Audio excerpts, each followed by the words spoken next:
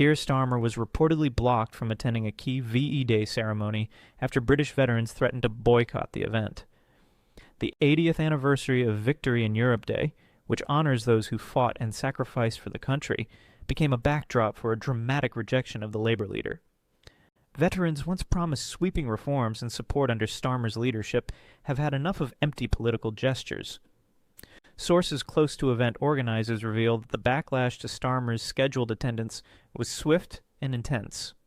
The moment his participation was announced, veteran groups, including local British Legion chapters and regimental associations, flooded organizers with calls and emails. Their message was clear. If Starmer showed up, they would not. This wasn't just a political disagreement, it was a statement of betrayal. Veterans who gave their all for the country have grown tired of politicians who offer empty words of admiration and commitment, only to neglect their promises when the cameras are off. During his campaign, Starmer pledged extensive support for veterans, including better mental health care, housing solutions, career reintegration, and a dignified retirement. But for many veterans, those promises have fallen flat. Instead of real change, they've faced funding cuts, bureaucratic delays, and recycled PR stunts like the £50 million Valor scheme that's been widely criticized as a slap in the face. Veterans are no longer fooled by political language. They need tangible, meaningful change, not more speeches and photo ops.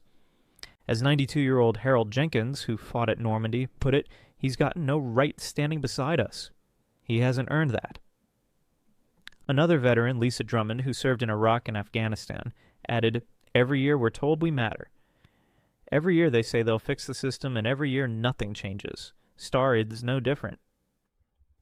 On a day meant to commemorate victory over tyranny, the veterans of Britain stood up against what they saw as the government's betrayal. In an attempt to appease the situation, Starmer released a letter praising the sacrifices of the armed forces, but it only fanned the flames of outrage.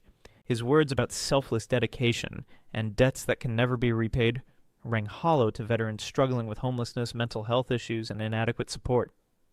The irony was clear. Starmer's rhetoric was empty, and his actions even worse. Veterans have long seen this pattern. Around Remembrance Sunday or VE Day, politicians parade in front of cameras, making grandiose statements about sacrifice, only to forget about the very people who made those sacrifices. But this year they drew a line. Reports suggest the pressure from veterans reached such a point that event organizers had no choice but to discreetly remove Starmer from the ceremony program. His attempt to stand proudly with war heroes turned into a humiliating retreat. While Downing Street has remained silent on the matter, insiders say Starmer was both surprised and disappointed by the backlash. This is what happens when political leaders fail to deliver on their promises. This is what happens when they speak about sacrifice but fail to alleviate its burdens. And for Starmer, the timing couldn't be worse. Amid growing unrest from public sector workers, rising crime, and a fragile economy, being publicly rejected by veterans sends a clear message. People no longer trust him.